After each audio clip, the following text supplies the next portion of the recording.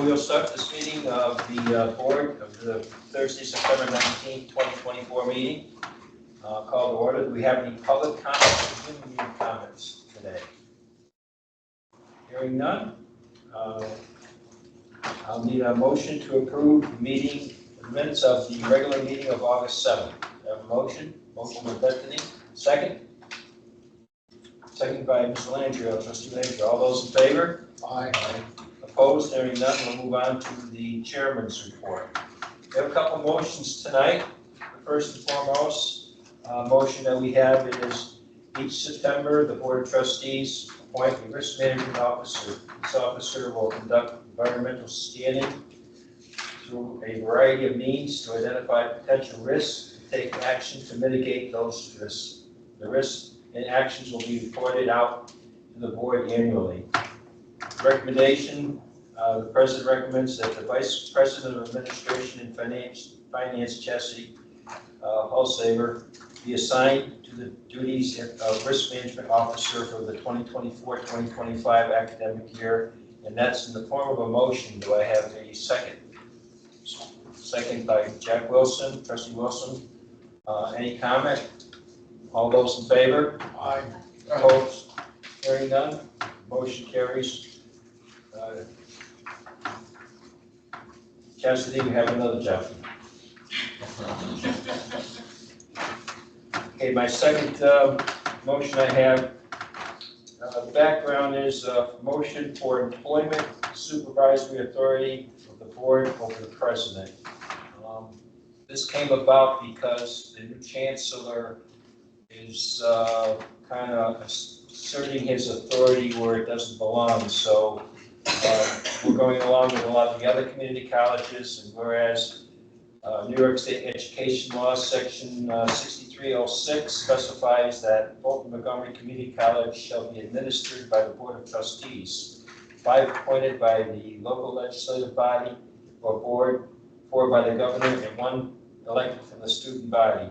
And whereas the Fulton-Montgomery Community College Board of Trustees shall appoint a president to the college subject to approval by the state university trustees, and whereas the Fulton-Montgomery Community College Board of Trustees may enter into any contract or agreement deemed necessary or appropriate for the effective operations of the college, including but not limited to the employment contract with the president, and whereas the responsibility of the authority to conduct the annual performance evaluation of Fulton-Montgomery Community College president and to amend the terms of their contract rests entirely with the Fulton-Montgomery Community College Board of Trustees. And now, therefore, be it resolved that the Fulton-Montgomery Community College President's performance appraisal, performance evaluation, or performance review in the terms of the condition of their employment contract can only be influenced by, altered, or amended via negotiation between the President and the Board of Trustees at the Fulton-Montgomery Community College.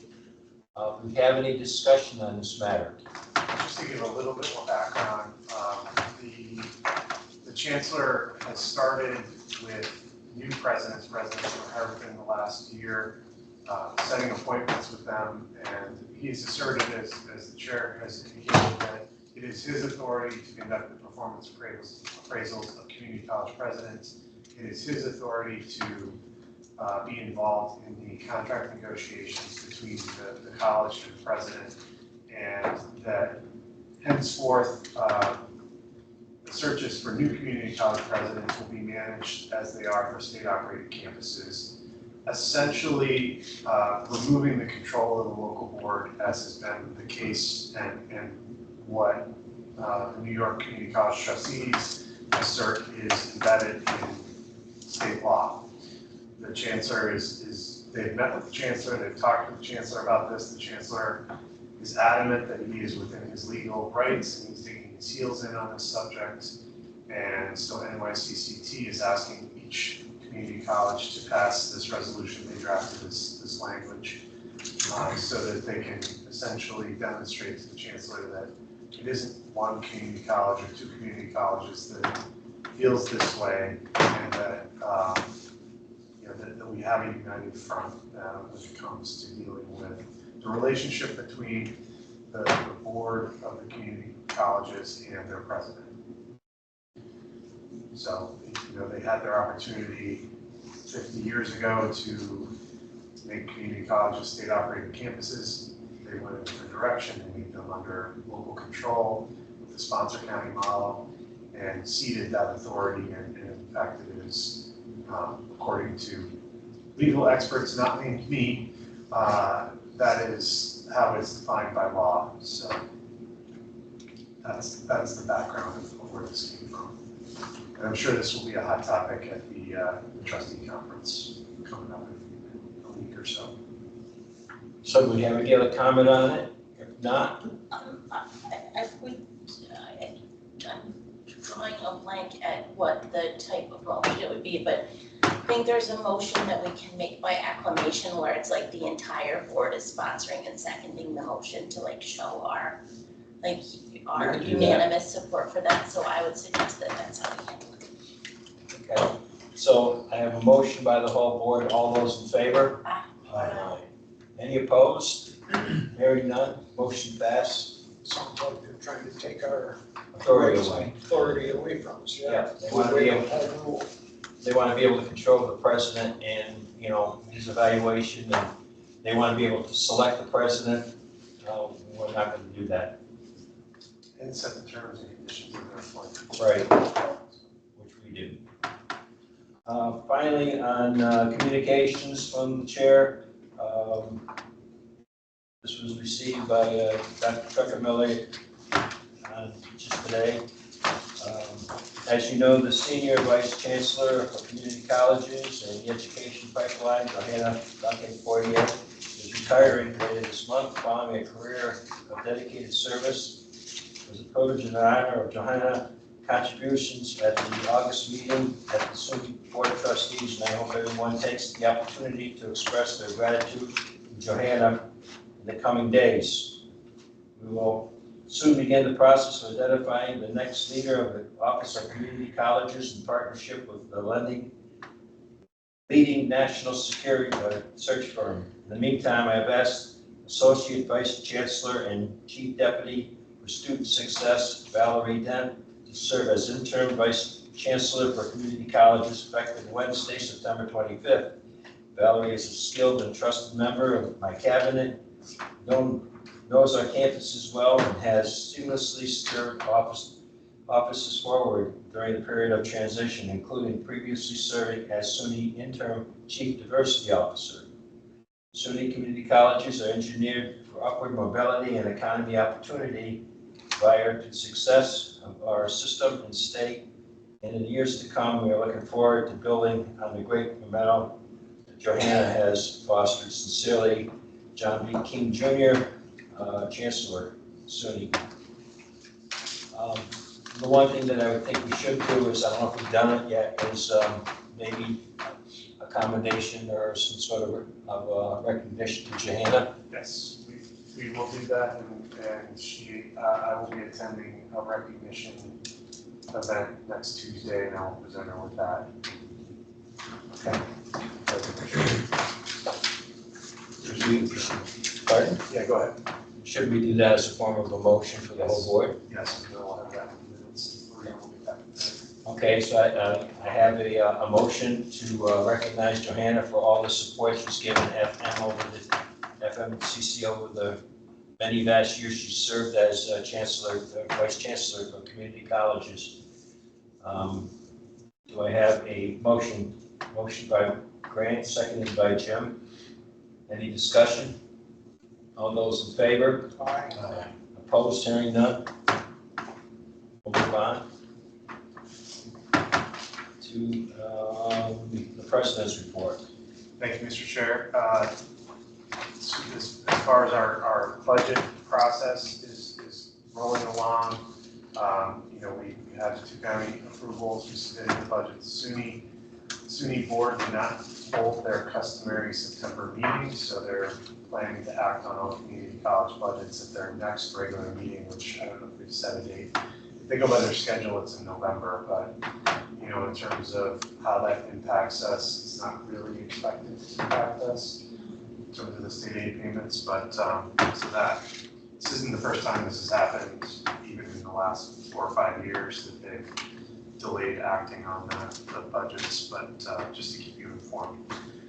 We do have a new student trustee. The student senate met this week and elected a new student trustee, so next month he'll presumably be joining us. His name is Matthew Cole. He's a non-traditional adult student in the Human Services program, and so we will welcome him next month.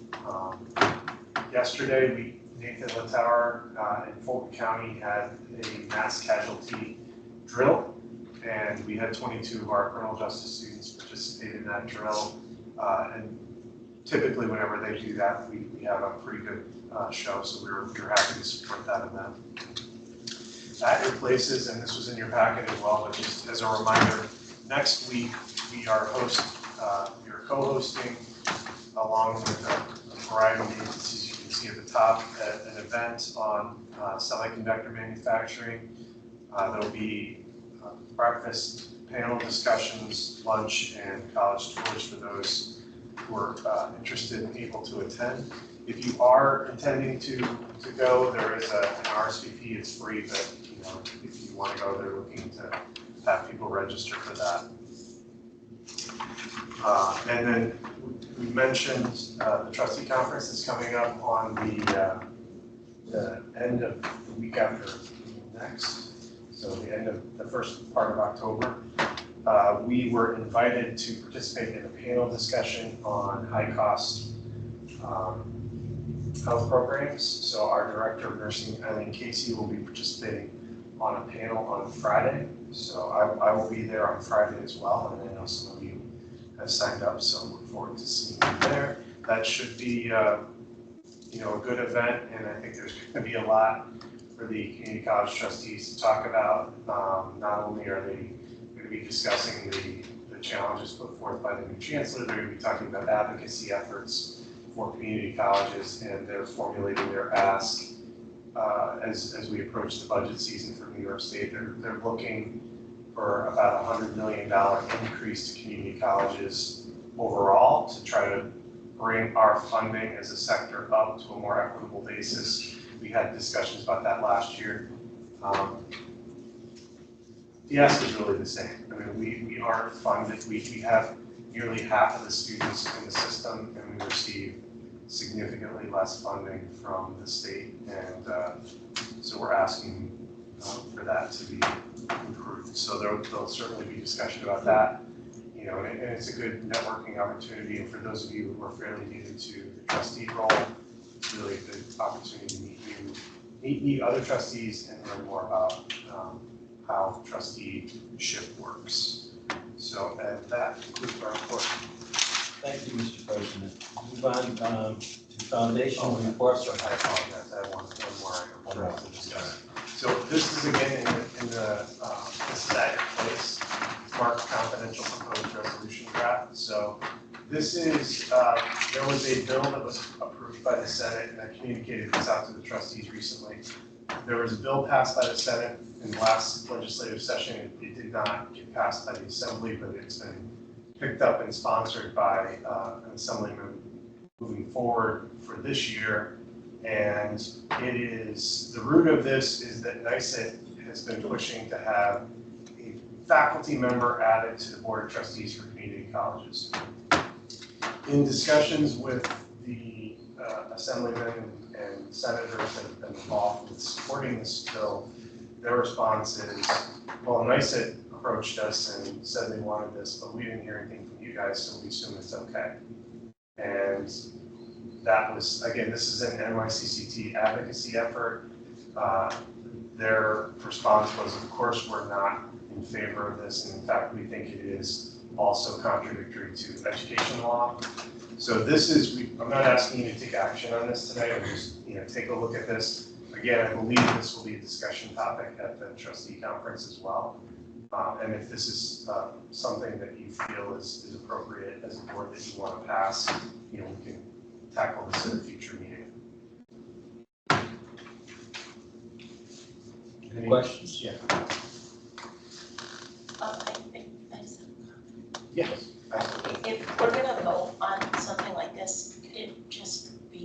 so that anyone that reads it could actually understand what we're actually trying to say, because Sure.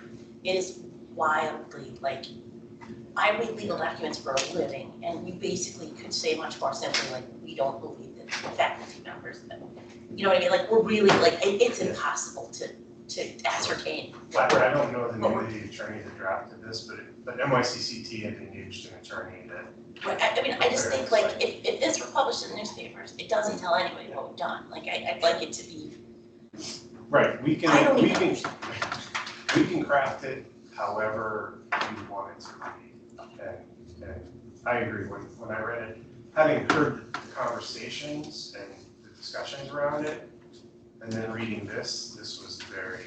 It's a really sugar-coated way to be like, we believe in shared governments, and like, what the takeaway is that, well, that means that everyone stays in their lane and they don't have to be on our board, but maybe we should just make it clear, but to us, that means, like, this is the rules. I mean, it's like the last line is the only thing that addresses really I agree. the meat of it. I agree with that, which is why we didn't bring anything to act on tonight, because this is what was shared with us, and so. If that is something that the board's interested in, we will clean it up. Yeah, I think we are interested in it, because once they, you get your foot in the door, it's gonna be hard to get rid of them. So stop it when we can. And I'm sure the other community colleges feel the same way we do. Well, and I think also because we have so many different bargaining units, like how make the argument, like, which should every unit be good? We'll just really talk about everything. So. Well, and because this one, and the Assemblyman and Senators acknowledged that the law would have to be changed to make this happen, that's why they proposed bills to modify the law. So they just need to hear from the community colleges why this is not an acceptable change to the law. And you're right, it's the language of the bill that's actually currently awaiting to go to the committee does not specifically say faculty member. It says an employee, but NYSED admits that what they really mean by that is faculty member. So, Good conversation topic there in the meeting. Okay, move on to foundation report by Leslie Nancy. Well, my report is in the packet. I just want to add to it. First of all, you should have a postcard in front of you. Tomorrow night is the 25th anniversary of the Frella Gallery. We'll be having a reception, some hors d'oeuvres, and Joel Chapin, the originator of the gallery, will be here to say a few words as well. So that's happening tomorrow evening. On November 7th, as we're all well aware, we're having our Distinguished Alumni 17th Annual, 4th Annual Clock Tower Award. The Clock Tower Award will be given this year to Rick and Mary Frazier from the area. He owns Miracle Ear. I think he owns 600 Miracle Ear stores throughout the country. They're very philanthropic. We have the Frazier event room next door to us, so it's very well deserved, and they were selected by the foundation board. Our distinguished alumni this year were decided to be Brent Feta Place, 1992, Jenny Rulis and Fish, 2003, and Janae Dufresne Maroney, 2008. They're all been graduates and have gone on for further degrees. They were nominated and selected by the committee. So they'll be presented on November 7th. Lastly, November 2nd, I think we included in your packet that Saturday when the 50th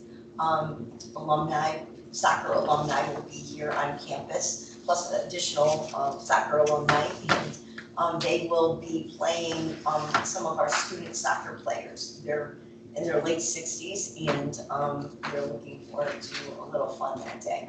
So well, I told them we'd have an ambulance on standby. So that's all the upcoming events I have to share. So thank you. Any other questions? Okay, Thank you. thank you, Leslie. And we'll move on to finance. Pat's not here tonight, so Chastity. So the report was in your packet, so just some highlights. I mean, obviously 31 is the fiscal year. So my team is working diligently on the close and preparing for our audits to commence in the month of October. Just a general highlight in regards to the expense summary, budget versus actual. So at the end of August, we were at 100% of the fiscal year, with actual expenses and encumbrances at 88% of budget.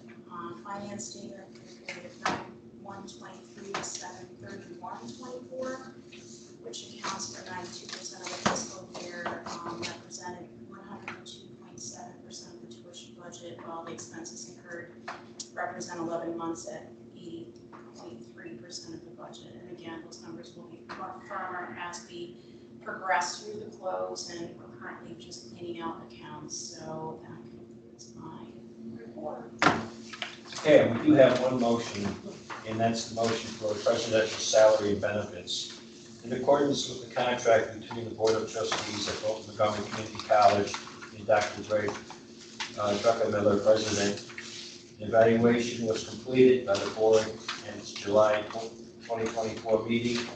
Upon completion of the evaluation, the board established salary and benefits for the 2024-2025 fiscal year.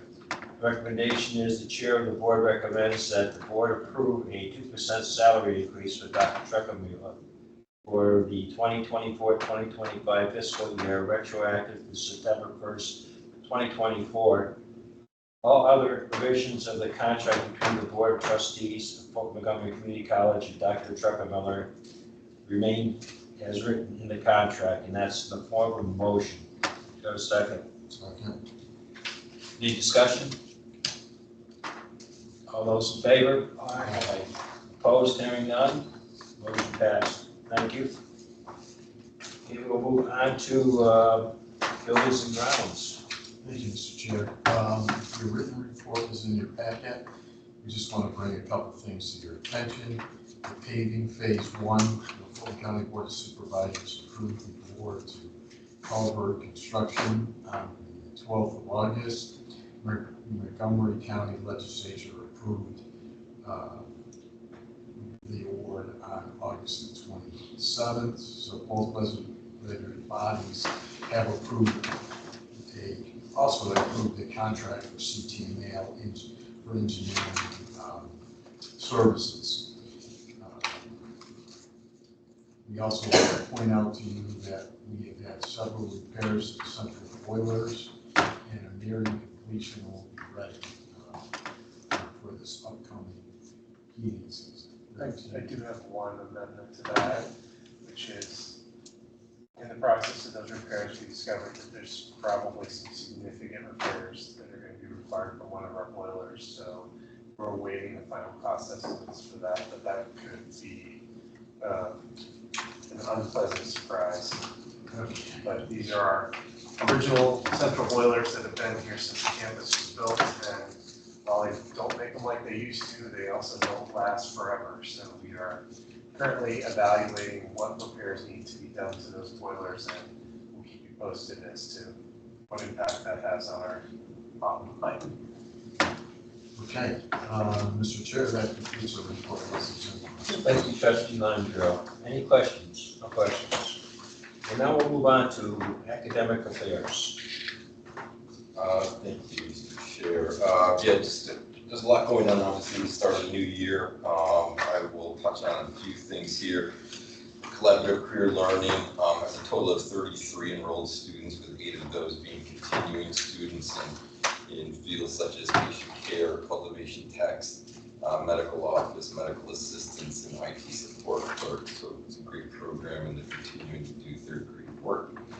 Radiological technology. Glens Falls Hospital reached out to be a clinical site partner with FMCC. That affiliation agreement was completed with Dr. Druckenmiller's assistance, and there are currently 2 seniors in rotation there. Great news on the AART radiography registry exam. The college had 100% first-time pass rate.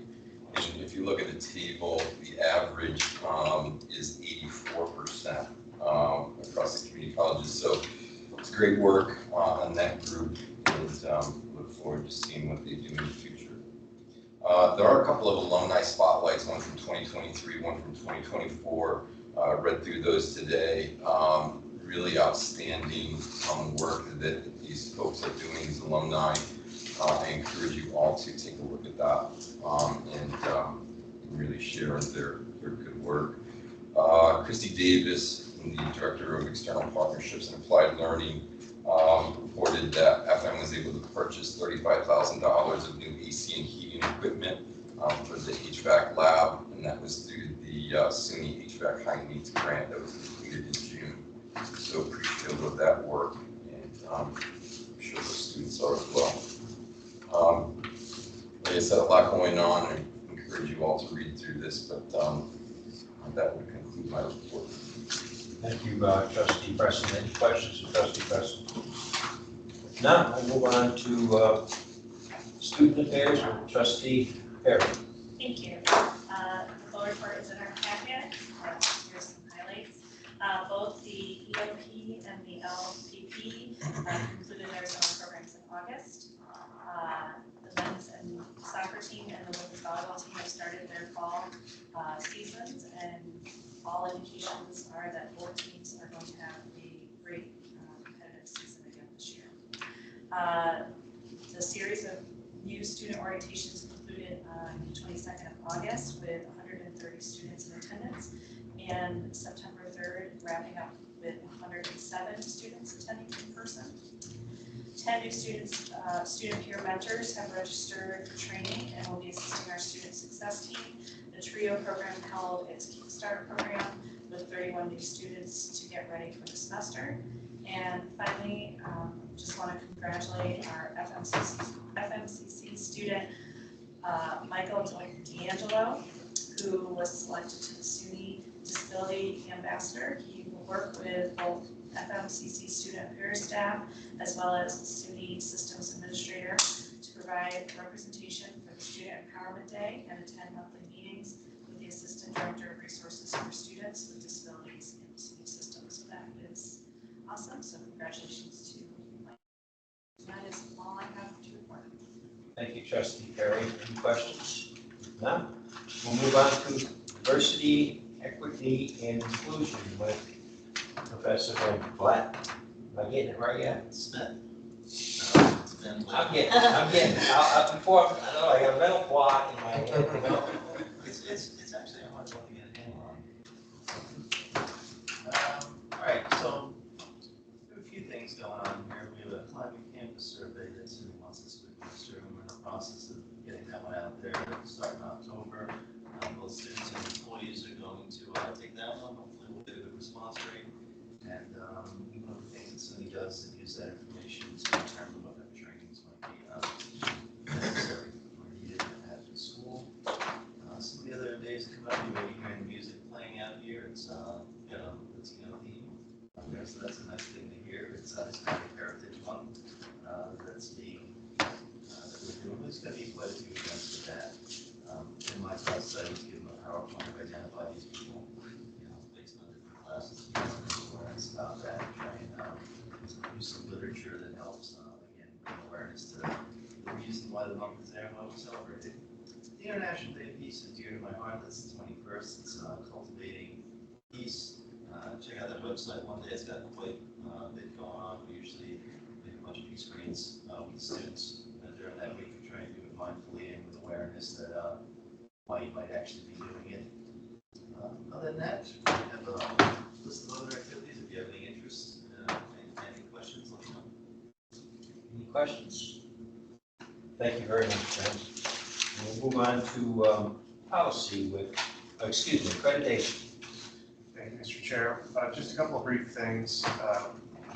We have a new assigned liaison from Middle States. We never met the last one, but she has moved on to a different assignment within Middle States, and so they've assigned a Melissa Harden as our new staff liaison, and we'll see how long she lasts. So we are in the process of finishing up our draft to get that out to the team chair.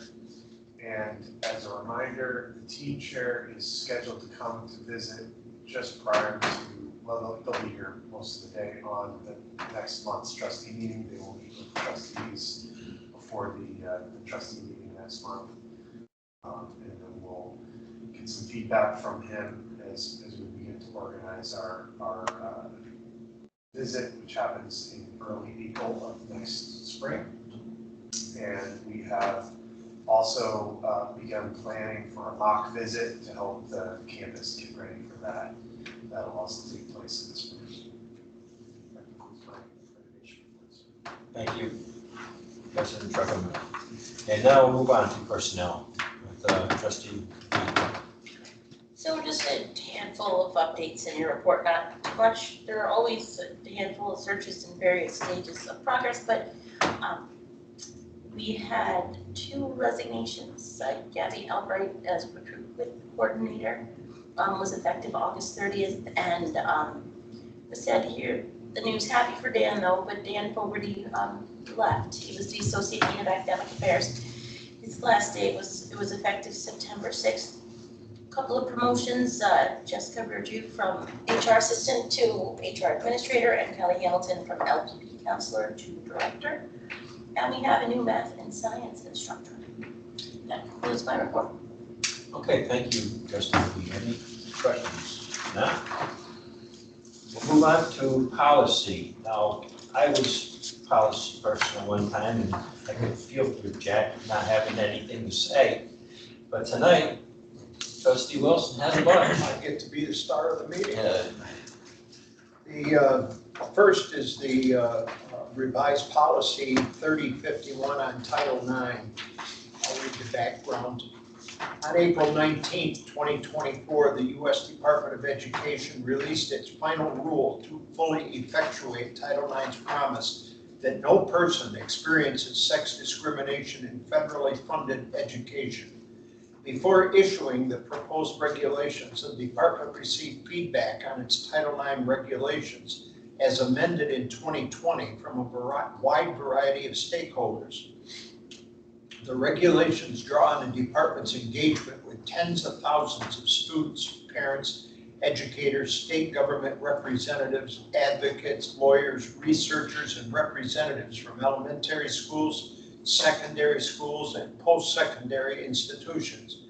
After releasing the proposed regulations in July of 22, the department received and reviewed more than 240,000 comments from the public to inform this rulemaking. The final regulations are effective on August 1st, 2024, and apply to complaints of sex discrimination regarding alleged conduct that occurs on or after that date. The President recommends that the revised policy number 3051 be approved by the Board of Trustees. And if anyone is interested, I have copies of each of these I'm willing to share. And they're in your packet as well. It's a form of a motion. Yes. Do I have a second? Second by Trustee Preston. All those in favor? Aye. Opposed? Hearing none. Motion passed. All right. Well, the next one is a motion to approve policy 3054 regarding student ID cards. The background onto it, it is the policy of the State University of New York, SUNY, to issue identification cards to students at its campuses. SUNY has drafted model policies for each campus to adopt. The President recommends that policy number 3054 be approved by the Board of Trustees, and I'll make that in the form of a motion. I have a motion. Do I have a second? Second by Trustee Langiero. All those in favor? Aye. Opposed? Hearing none. Motion passed. Thank you, Chairman. The next one is a motion to approve policy 3075, freedom of expression. The background on that is, it is the policy of the State University of New York, SUNY, to respect and support the rights of free speech guaranteed by the constitutions of the United States and the state of New York. SUNY values the free expression of ideas and support individuals' right to assemble. The President recommends that policy number 3075 be approved by the Board of Trustees, and I make that in the form of a motion. I have a motion. Do I have a second? second by trustee McGee. Any discussion? All those in favor? Aye. Opposed? Hearing none, motion passed. Thank you, Chairman. The next is a policy number 4,000, civil rights. On April the 19th of 2024, the United States Department of Education released its final rule under Title IX. The final regulations promote educational equity and opportunity for students across the country, as well as accountability and fairness, while empowering and supporting students and families. The final regulations advance Title IX's promise of ensuring that no person experiences sex discrimination, including sex-based harassment or sexual violence, in federally funded education. The final regulations restore and strengthen vital protections for students and provide schools with information to meet their Title IX obligations while offering appropriate discretion and flexibility to account for variations in school size, populations, and administrative structures. The final regulations also require schools to take prompt and effective action when notified of conduct that reasonably may constitute sex discrimination in their education programs or activities. The final regulations also reaffirm the department's core commitment to fundamental fairness for all parties, the rights of parents and guardians to support their minor children, and respect for complainants' autonomy. The final regulations are effective August 1st, 2024, and apply to complaints of sex discrimination regarding conduct that occurs on or after that date. The department is committed to supporting schools in implementing the final regulations and will provide technical assistance and additional resources to schools to support implementation and compliance. The President recommends that the revised policy number 4,000 be approved by the trustees, and I offer that in the form of a motion. I have a motion. I have a second. Second by trustee Landrio. All those in favor? Aye. Opposed? Hearing none, motion passed. The next one is policy 8005, camping and the use of tents on campus. The State University of New York, SUNY, is committed to maintaining clean, aesthetically pleasing, healthy, hygienic, and safe work, educational, and living environments in order to effectively carry out its educational mission. SUNY has drafted model policies for each campus to adopt to help carry out that commitment. The President recommends that policy 8005 be approved by the Board of Trustees, and I offer that in the form of a motion. I have a motion. I have a second. Second by trustee Preston. All those in favor? Aye. Opposed? Hearing none, the motion passed. Final one is policy 8070, campus posting. It is a policy of the State University of New York, SUNY, to ensure that recognized student organizations, university programs, departments, and units that want to share information about upcoming events and activities are able to do so through various means of communication, including flyers and posters. SUNY has drafted model policies for each campus to adopt. The President recommends that the revised policy 8070 be approved by the Board of Trustees, and I offer that in the form of a motion. I have a motion before the board. Do I have a second? Second by trustee Landrio. All those in favor? Aye. Opposed? Hearing none, the motion passed. Thank you, trustee Wilson. You're welcome. Any other business discussed tonight? I do have a request to go into executive session to talk about a labor matter. It's a short one, so I need a motion to go into executive session. Motion by trustee Perry, seconded by trustee Preston. All those in favor? Aye. Can we anticipate no action coming out of this executive session? Thank you all for coming tonight.